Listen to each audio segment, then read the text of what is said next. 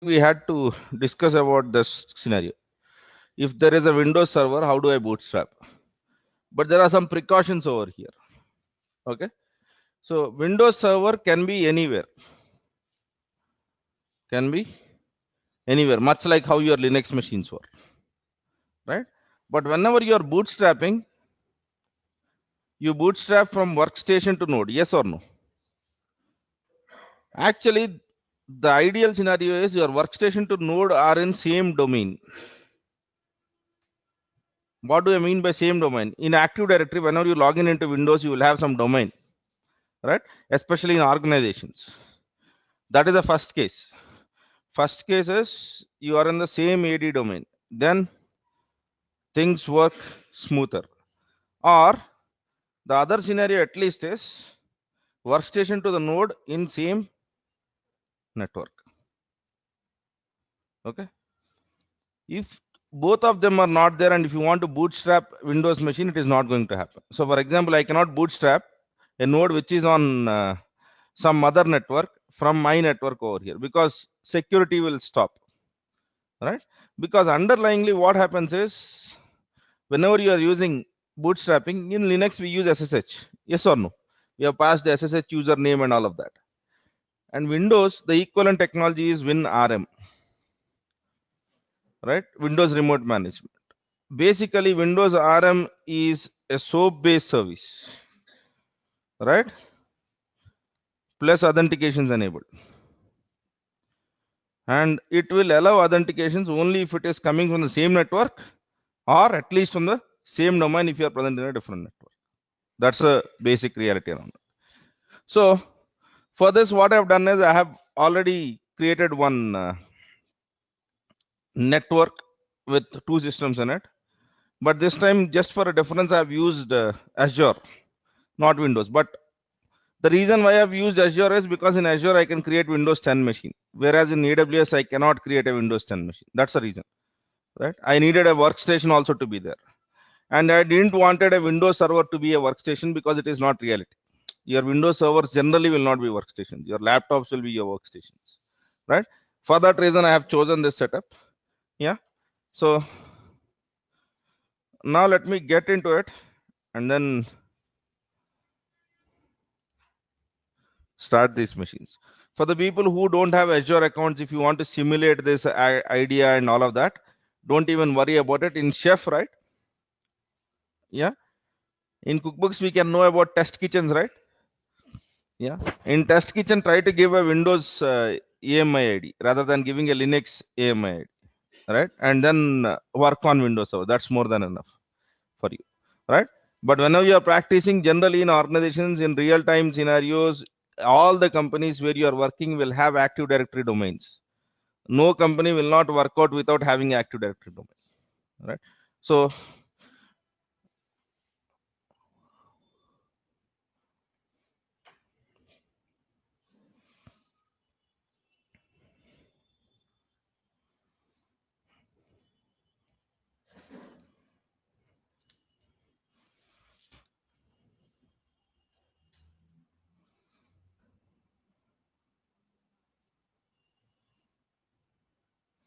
Active Directory is basically, you can think of it as your identity server in Windows, which is basically used whenever you authenticate. Whenever you are entering usernames and passwords, it will validate and all of that, right? It is much more than that, but at least that's a beginning step. You can think of it as that. Okay. So let me get into virtual machines. Whenever you are playing with Windows, ensure that you have decent configurations. I think the machines which I have over here are not less than 4 GB of RAMs. Right? Let it be a Windows server or let it be a Linux server.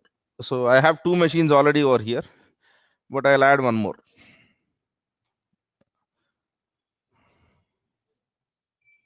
Wonderful.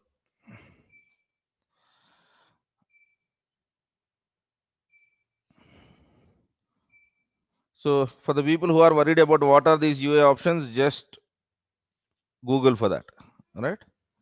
Virtual machine name is Qt Windows Node 2. Windows 2016.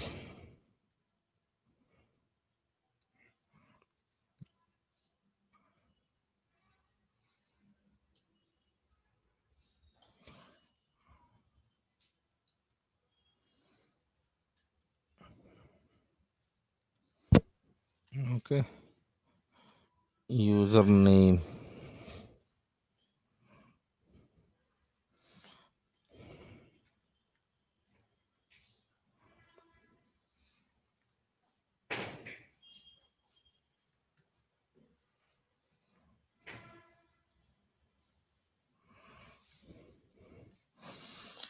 Okay.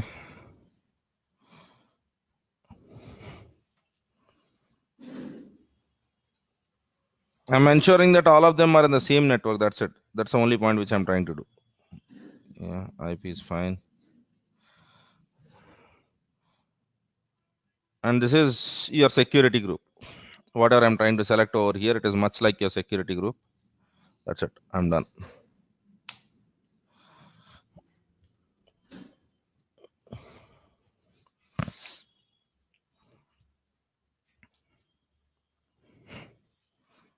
So this machine will cost me approximately 7.9 rupees per hour. Yeah.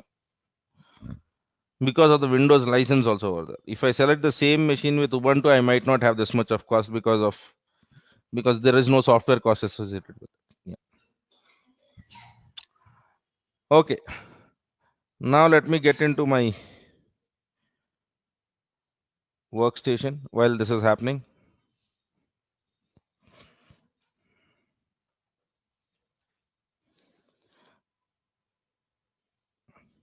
First, I'll get into my workstation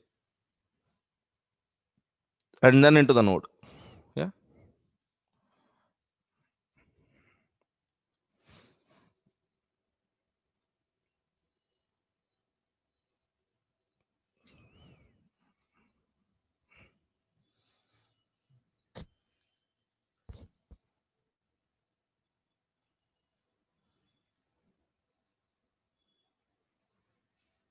Okay. It has not started yet, is it? Strange.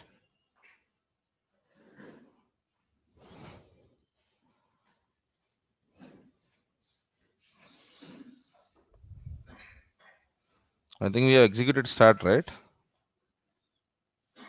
Let us see the state.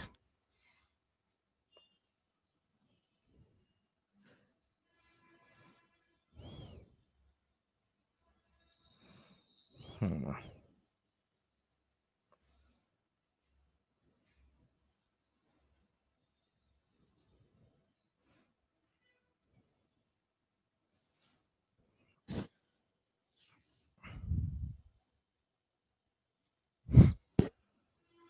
Good.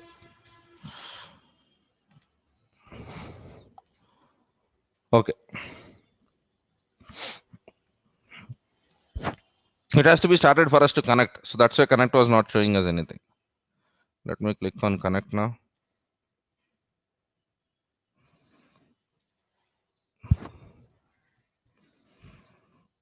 While creating the machine in Azure, you have a chance to enter your own username and password, unlike AWS. In AWS, the username and password generally we don't get to choose. We have to basically select. So, for example, whenever you are selecting Ubuntu machines, the default username was Ubuntu already. But over here, you get a chance to select it. That's how Azure has designed it. Alright, there is nothing called as what is better in that. That's the way. That's it. So my username is.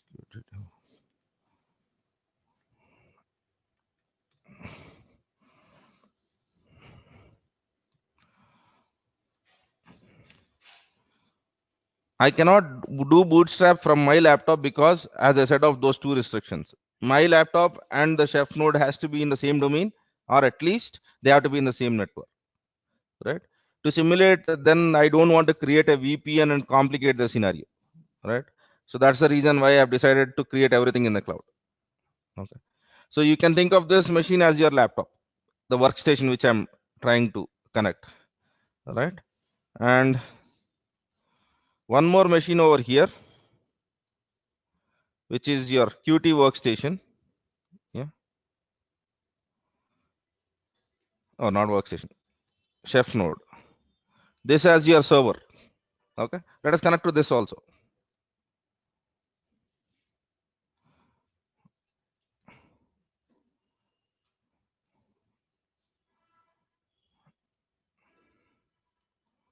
So this is your server.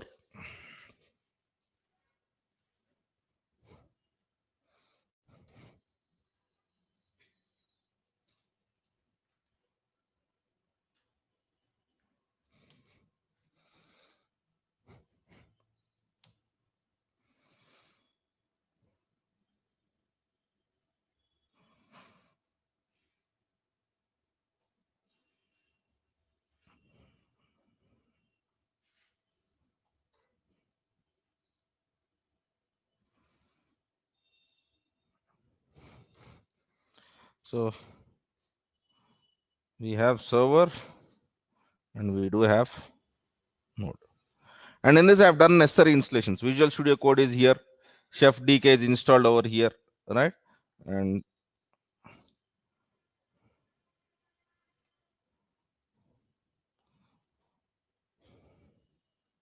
Chef Starter Kit, Chef Repo, cookbooks, and I've created a simple cookbook called as Windows Demo. Okay. Now, while it is doing its job, let us do ours. In the case of Chef, whenever you want to check for resources, we'll do this Chef resources, right? Remember our old drill when we used to search for package, file, and all of that? Yeah.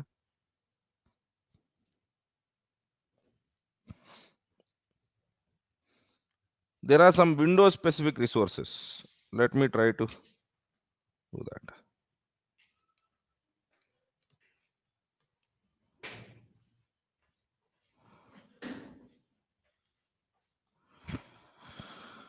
I'm just going into this.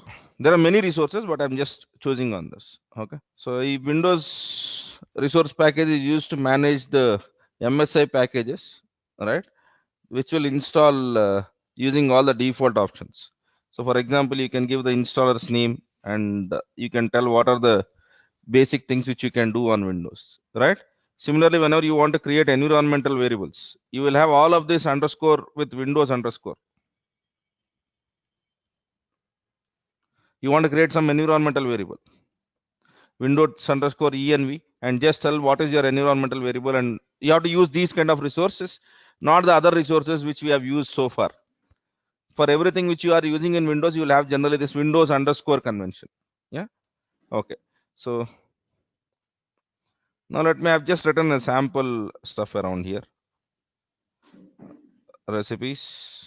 I've written something called as testing.rb.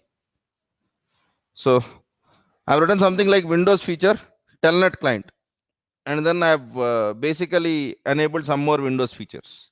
So what do I mean by Windows features is when you go into this appwiz.cpl control panel, right?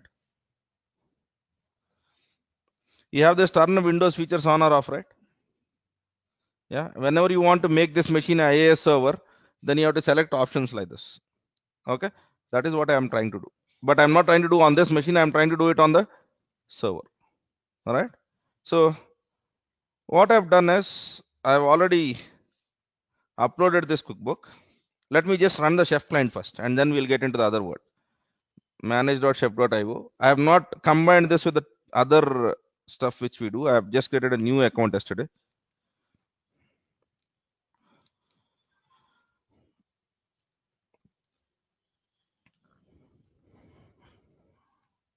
The process is exactly the same. Basically, the resources which you write are not the actual resources. You cannot use Windows package. You have to use something like Windows underscore package. You cannot use that. Basically, if you want to add any features, you cannot go with commands. You have to basically go with the stuff. And whenever you do execute on Windows, in Linux, whenever you execute, you write shell commands, right?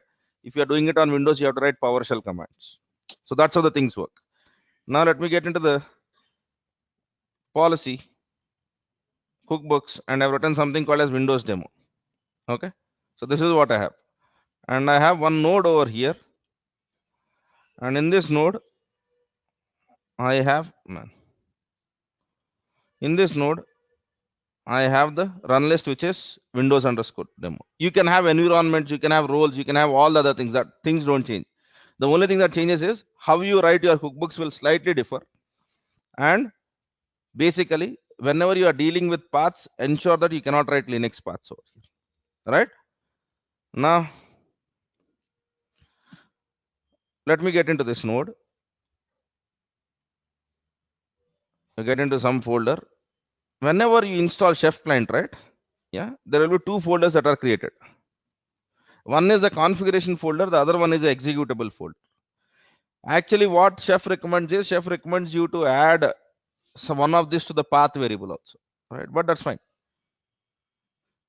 If you go into the Chef folder over here, in the Linux, you will have the same content in etc Chef. If you go into the etc Chef on your node, you'll be seeing something like this. Are you seeing client.pem over here and client.rb? Remember, in our workstation, we used to have uh, knife.rb file, which basically tells where your server is. Okay. On the node, you have client.rb file, which tells the node where the server is. All right. This is for the other way communication around. And you have some PEM file so that they can authenticate to each other. All right. So this is the configuration word. Now, when you come to executable word, your Chef client will be installed in here. Are you seeing these executables? All right. Now it is better that you open PowerShell in as an admin, because whenever you want to enable features, right, you need to have administrative permissions. If you have just said create file, you might not have required that. Okay. So I will run it as an administrator. I will get into this folder. There we used to run sudo chef client. Yes. Here you have, if you want to manually execute it, open PowerShell as an administrator, execute chef client. Okay. Chef hyphen. You can use -l debug. All the other commands work exactly the same.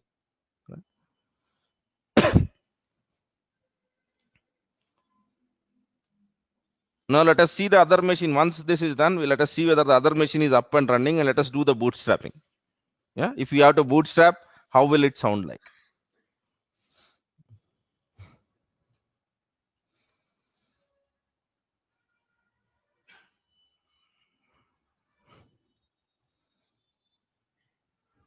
Exactly the same, but you have written some Windows related packages over here.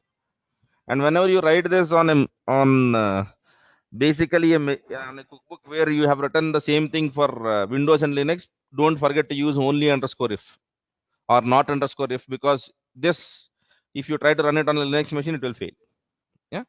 Okay. So this is how it is happening on the nodes, right? Now let us see if I have to bootstrap, how will it sound like?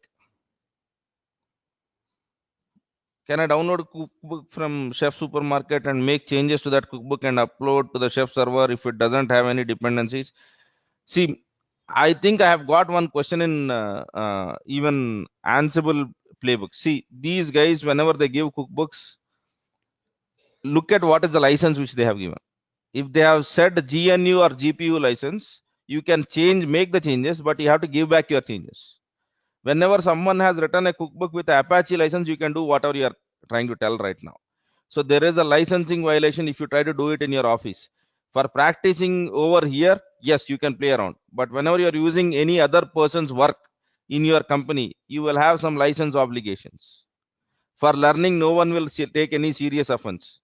Whenever you are doing it in your office, if you take someone else's cookbook, see what is the license. If it is an Apache license, you can do whatever you are trying to tell, because Apache license you can take the code, you can make the changes. If you want, you can upload it, or else you can keep it with you. But if the user has been issuing a cookbook with GNU or GPL license, then you can make changes, but you have to give back the owner the changes which you have made. And it is up to him whether to take your changes or not, but you have to send that request. That's how these things work. Right? Yeah. Any Chef client cookbook, you cannot, because I don't think so. You can make changes, but as I am saying, whenever you're using it for your own learning purposes, no harm. Whenever you are doing it in your company, please look at license. Let it be any cookbook. Story is same. Yeah. Okay then. So let me try to open PowerShell.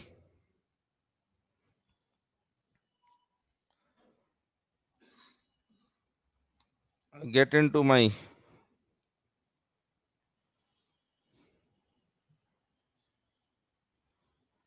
okay. And now I have to do bootstrap. Remember what was our bootstrap command? Knife, bootstrap, and node, right? But in Windows, the things are slightly different. You will be using a command something like knife, bootstrap, Windows, WinRM. This is a command. And for you to run this command, whenever you use WinRM, it might use a port 5986 or 5985. Ensure that if you are using cloud machines, those ports are open, or while you are doing practice, open all the ports, because you are not doing any wonderful job over here, right? So that's the first command. There are many helps which you can basically take from multiple different documentation. So let me just directly search for it. Knife, bootstrap, yeah, absolutely. Windows, WinRM.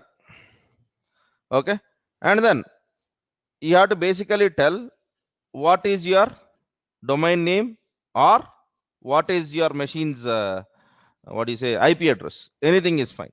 Okay, so let me write that command. The command will slightly change. Knife, bootstrap, Windows, WinRM.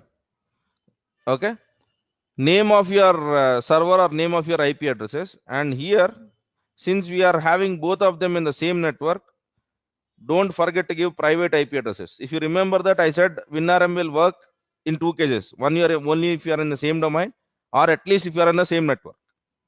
Now let me get into this Qt workstation. And are you seeing networking? Click on this networking.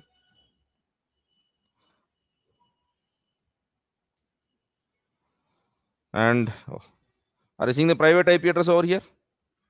10.0.0.5. So 10.0.0.5. Okay. And as usual, for the rest of the command, you can refer to the Google, or you can always ask your knife command. So knife, bootstrap, Windows, WinRM. You can also give hyphen help. That's the same thing which you have been doing, right?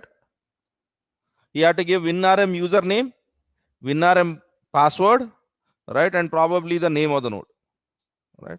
So while it is giving itself, let me try to do that. WinRM hyphen user, Qt DevOps, WinRM hyphen password. I think I've given a password which is this, and hyphen node name. You can give any node name. Ideally, you should be giving the DNS name. I'll be giving Windows Chef 2, something like this.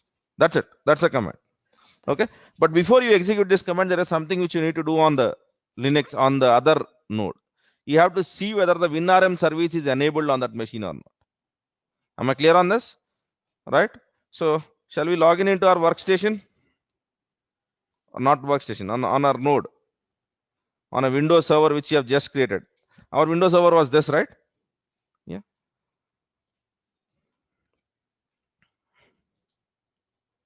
It is like starting the SSH service on a Linux machine. Yeah, you need something to start to communicate.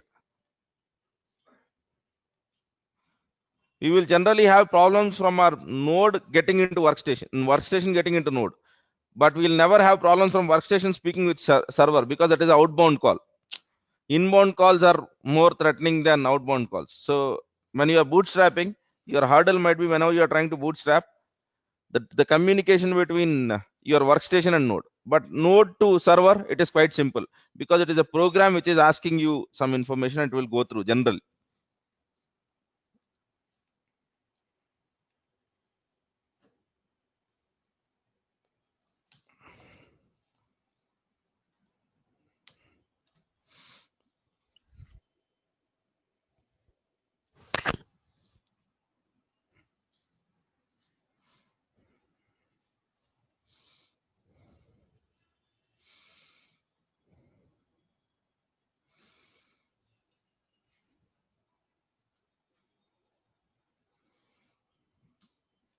Okay, server manager will come up. And one more thing is, whenever you get that Windows, the notification, right? Which network do you want? Home network, private network, or a public network? If you have put your network connection in public, WinRM won't work, right? WinRM works only when your network type is private and or home at least, not on. You don't have a home option in server side, but on the desktop side you might have it. So let us assume that you are doing a knife bootstrapping. You have done everything. You are in the same network, but if you are on a public network, it might not work, right? So if you are on a public network, we know how to change it, right? Right click on this network symbol, properties, and then you'll be seeing the option there. You will see public. Click on that and change it to either private or home network. Then only your WinRM will work. Otherwise, it will not work. So there are many ifs and buts over here which you need to remember when you work on WinRM, right? Because it is okay. Now let me go with PowerShell. Run it as an administrator. The first command which you need to ensure that you run on this machine is WinRM quick config. It will ask you for multiple of statements whether right. So now if you try to do this WinRM quick config, it says that it is already running. Yeah. So this should be running in the running state. Yeah, and it would be better if you put it in an automatic state. Okay. So this should be done at the first case. Now what is the command which we have? This is the command, right? And let us look at what has happened over here. Uh, Too many options. Okay. Knife, bootstrap, WinRM, FQDN, right? And then scroll down. You will be seeing WinRM hyphen username, WinRM hyphen password. You can set environment. You can give run list, all of those things. But I'm interested in only usernames and passwords.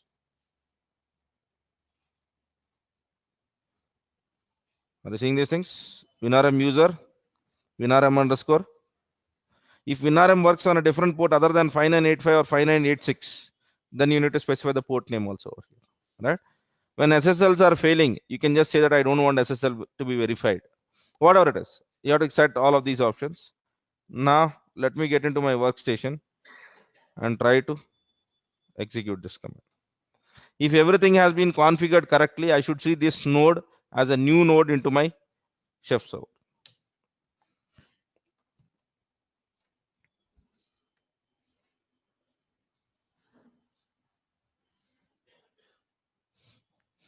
If the initial communication between node and workstation successes, then your bootstrap will success. If the initial communication itself fail, nothing is going to work.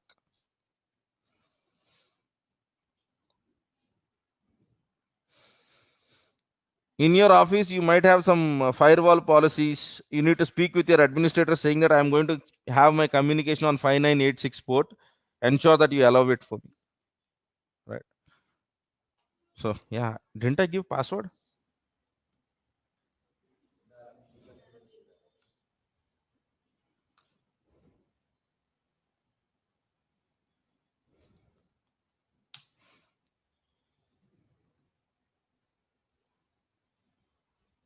It has messed up, man.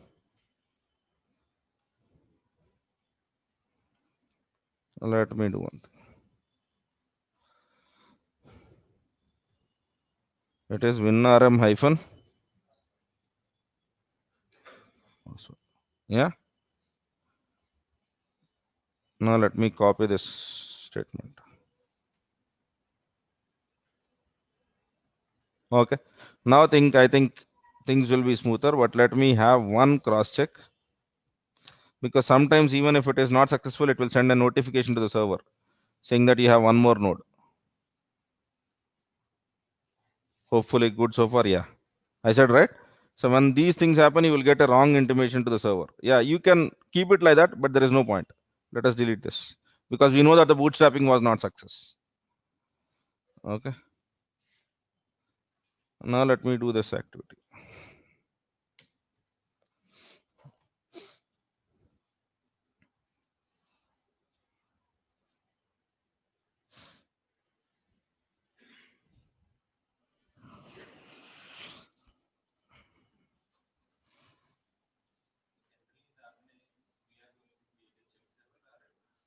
Why is it asking for password again? 1 minute. Huh.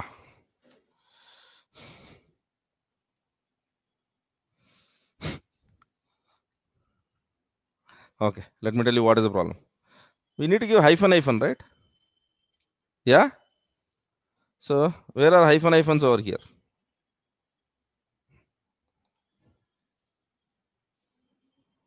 That's a mistake. Okay.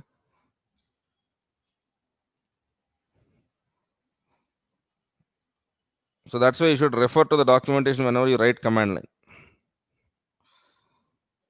I need to do that or clean up this mess again.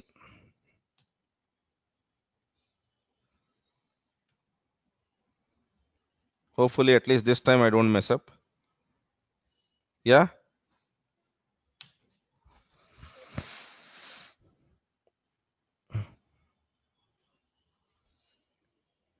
In the organizations,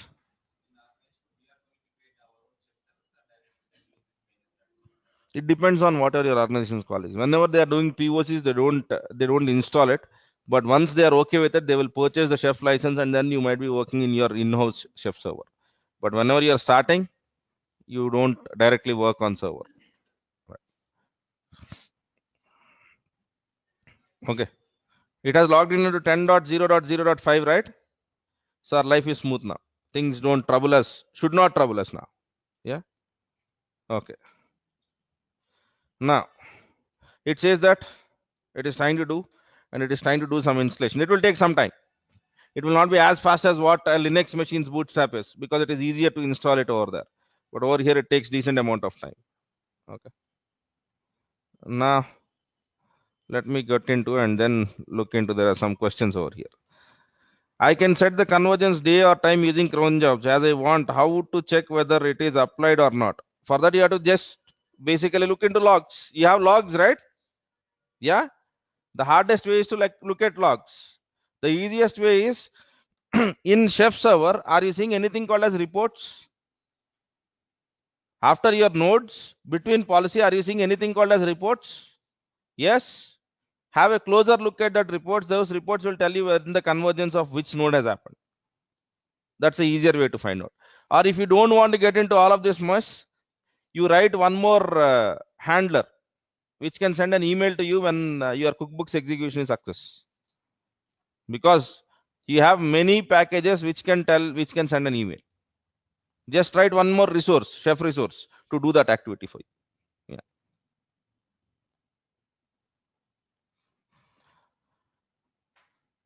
Okay.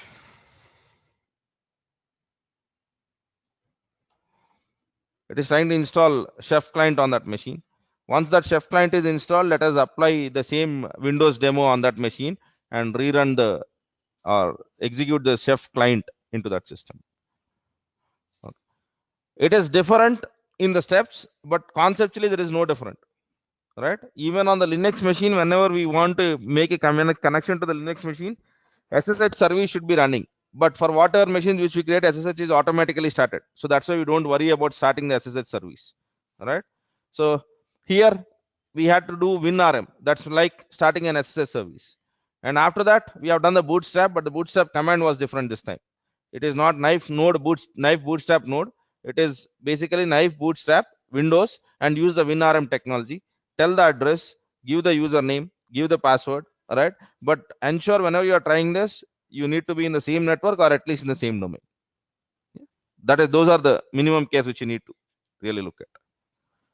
Okay, it will take its own sweet time. So in the meantime, yeah, so we have looked into this, right? Yesterday I said about unattended bootstrapping. Yeah, let me discuss about it. What is this unattended bootstrapping? Yeah.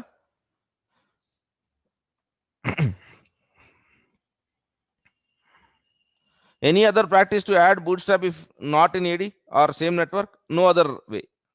Then you have to make your insecurities open onto your system. It doesn't work that way. And it is a recommendation and you have to have it. So what is the other scenario? You tell me. Let us not look out for other way. You are bootstrapping a server in your company, production server. Will you and the node will not be in the same network? Customer domain అయి ఉండొచ్చు కానీ మీరు మీ server ఒక network లో ఉండొచ్చా? You can. So that's where bootstrapping becomes possible. The other possibility is at least you try to connect from any other machine which has the same domain. If others are able to connect, is it a secure practice? No. Because remember, Windows authentication is only password based authentication, right? Unlike Linux, they cannot rely on PEM files because Windows doesn't understand PEM files. It has only username and password based authentications. So it has to protect certain things. So that's why it is off. And whenever you're working on Windows, you cannot think it is a Windows, it is a Linux machine. Similarly, on working on Linux machine, you cannot make assumption that it works like Windows. There are differences. And our job is to understand those differences and work according to that. Yeah. Okay. What is the same domain? All the employees belonging to the same organization will have same domain, right? For example, the domain of Infosys could be infosys.com. An Active Directory is created with that, and you are authorized computer of Infosys. You can communicate to other Infosys systems. Whenever you get a laptop from an organization, whenever you get it, so what is the username and password which you are typing? You'll have something like organization/username, right? Who is authenticating all of that? Active Directory, right? That is called as a domain controller. That's what a domain is. Okay. Now, unattended, right? Here, okay. Let me just get into AWS. Okay. First, you create the node. Next, you log in into the node and then you enter those sequence of commands which were seeing over there.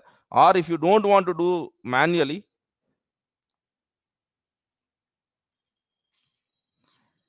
all of us can write a shell script.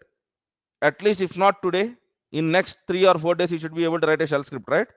Okay. Let me go with that assumption.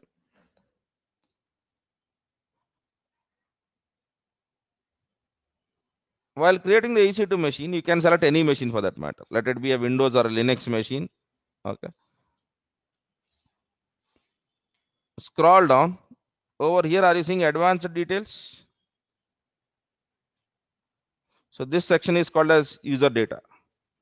And you can copy the contents of all of your shell script over here, right? And what are those contents? Chef has directly given you the documentation saying that this is what you need to do, right? You put your script over here, and whenever the machine is created for the first time, immediately after the machine is created, the script gets executed, right? And as a result of the script's execution, your bootstrapping has happened. So that becomes an unattended bootstrap, right? For the people who are working on Azure or who know about Azure, exactly the same thing is called as cloud init in Azure. You have every cloud has this support, right? And whenever you are doing unattended bootstrapping, you need to write the script which you are seeing in that documentation blindly over here. So in that case, what happens? There is no need for you to execute that knife bootstrap node or knife bootstrap Windows WinRM. Whenever this machine comes up, you have a script which does the work. Yes. ఉంటే ఏమైంది script ఒకసారిగా రాసేది 100 సార్లు రాయింది you are using the same script for 100 nodes. You have one script, right? That's it. You have to ఆ script కూడా copy చేసుకుంటూ చేయకుండా అంటే ఇంకా మంత్రాలు నేర్చుకోవాలి. You need to have something which is reusable, right? Yeah. So, or else what you can do is, if you don't want to get into all of that nonsense, put your script in your shared location on the internet. In the startup, just write one line saying that download that script and execute that script. 2 lines. But actually, your script is getting downloaded from somewhere from the internet. That's it. That will resolve your issue. That's how you need to design. Yeah. Okay. So, am I clear? Unattended bootstrapping. This is one scenario. So, if someone asks if I have 100 nodes, how do I bootstrap? You can tell that you can do knife node bootstrap, right? Or you can go with unattended bootstrap, right? And there is one more way. If you are working on Azure, Azure has a concept called as extension. You just install Chef extension and you get Chef client automatically installed on your machine. So these are the 3 familiar ways, right? Am I clear on this? One is knife bootstrap, that is fine. Second one is unattended bootstrap, and in the case of Azure, you have something called as extension. You don't need to install Chef client over there. Okay. So for example, let me show you what those extensions are. Are you seeing these extensions? You can just say that I want to add an extension.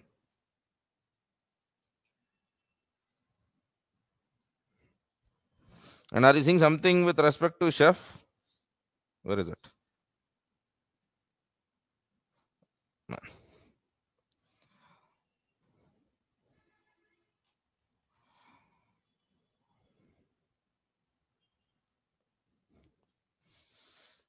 Just select that. Whatever we are doing bootstrapping, he will try to do that.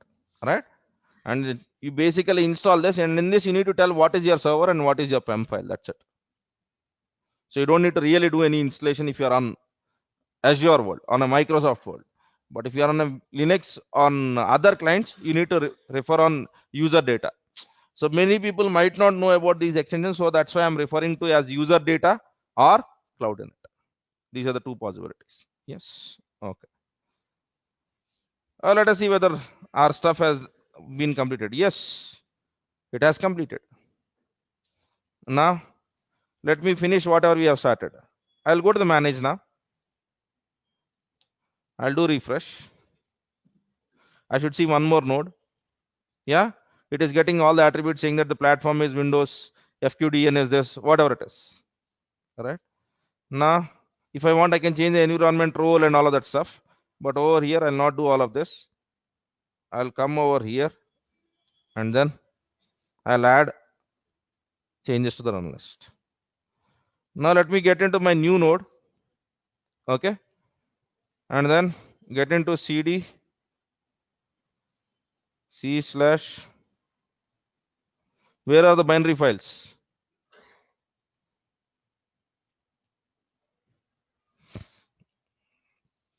If everything is installed correctly, right?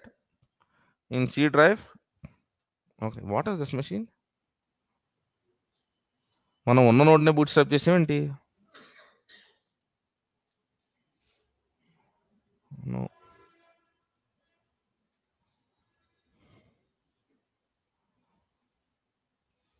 Okay, let me do one thing. Let me look at some of the attributes.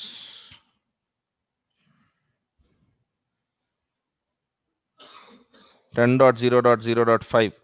Good. What does it say? It has said that bootstrapping is success, right? Okay. Now let me log in into that machine. Where is my virtual machines? Windows Node 2.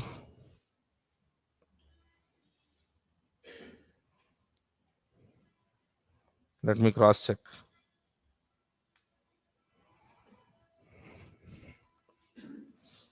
We have bootstrapped the wrong node, man. This machine's IP address is 10.0.0.6. We have bootstrapped the same machine twice. Okay, it's okay. Whatever it is. So the only thing which I have to change right now is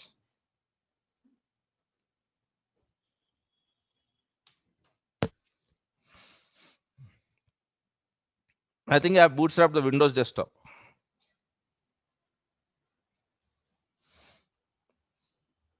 Okay, so whatever it is, so are you basically looking into these things now? Whenever you install this, right,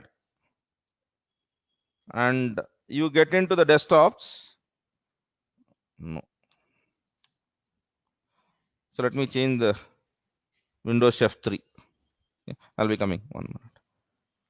Okay, now if you get into those machines, any of these machines will have C drive ops code folder.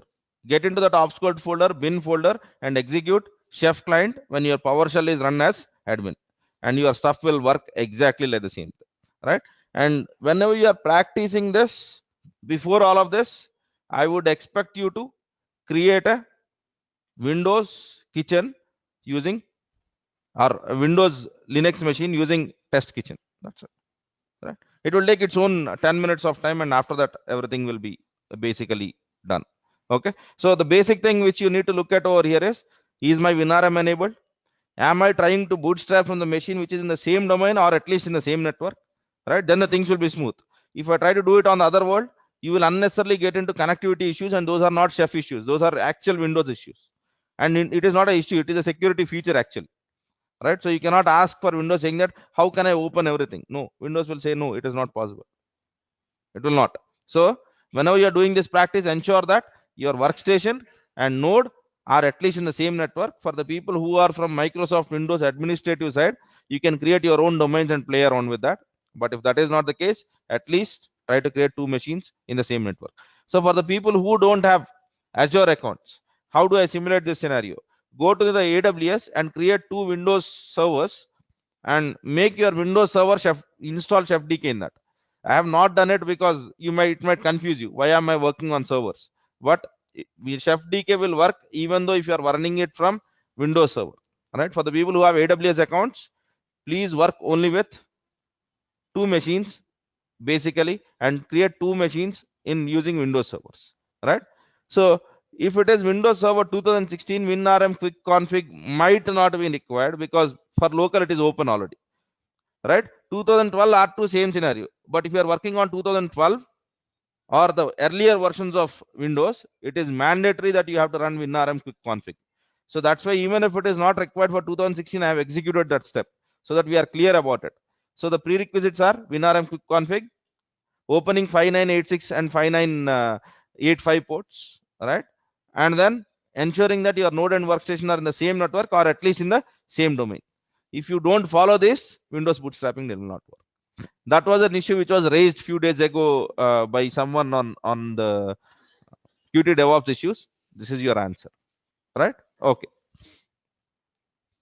fine then. So that's what I had. What are the other questions? What is wrapper? Wrapper is not required. That is too much ahead of time. Wrapper is whenever you are basically, what is a wrapper? When we use a wrapper in general things to cover up something. Yes. So whenever you have too much of complexity hidden in your cookbooks, you write one cookbook in front of it, which will make your calls to the other complicated cookbook simple. This is called as a wrapper cookbook. Wrapper is a design pattern, not a cookbook type. Right? For example, you have 10 cookbooks. Calling 10 cookbooks might be difficult. So what you have done is you have written a 11th cookbook where you have made your call simple. So that is a wrapper cookbook. Yeah. Difference between food critic and cook style test. You tell me. Execute and tell it to me what are the differences. Did you execute that? Yeah. Wonderful. Any other questions? Chapandi. Do we have resume sample points? For example, if you get into the qualitythought.in and resources and click on wherever you see DevOps materials, there are some content topics which you need, which can be added to your professional summary, and there are topics which there are points which can be added to your roles and responsibilities. Sample resumes, I'm sorry, I don't give it because I don't want people to clone the same resume and apply it, so that by looking at the resume itself we can make out that he's a student of quality thought, right? I don't want that stuff. Yeah. Okay, kitchen. Okay, you want me to share? I'll be sharing everything now. Whatever we have done in the classroom, I'll be sharing everything now. Don't worry about it. Now I'll be creating a new folder in Git, and I'll be sharing it. Just look at in next 2 or 3 hours. You'll see that. Okay. In github.com, in github.com/a square zone, you will see something with chef zone, right? And in that you should see something with December 18, a folder created with the December 2018. Get into that. Whatever we have practiced will be there. But give me next 3 hours because I have to commit it. Yeah. With kitchen converge issue with SSH connection. That's fine. What is the issue with SSH connection? -L debug, raise a issue. I think I've said what has to be done, right? Whenever you are getting issues with kitchen converge -L debug, look into the error, trouble with SSH connection, raise that issue, and tell what is your environment, right? Because you might have messed up with network security group, you might have messed up with ACLs if you are practicing basically Amazon VPC. If you are in the same network, UFE might not be open. There are 1,001 ways, and there is no one solution to that, right? It depends on what is your case. Yeah. Okay. So that's what I had with respect to Chef. And from tomorrow onwards, you will be having Linux classes. Please do practice Linux, because what is the Chef's basic way of working? First, you need to know Linux commands. And then for every Linux command, we write a Chef resource. And then we test it in the kitchen. When everything is working, we upload the cookbook to the server. So Linux plays a key role over here. So understand how to write scripts, because in some companies, your work might be assigned in a different way. They might tell that we already have some certain Linux scripts which are doing the deployment. I want you to convert into Chef. So for that, you need to understand how to read scripts and how to write scripts. So focus on the next 4 days, and it is really essential. Yeah. Okay.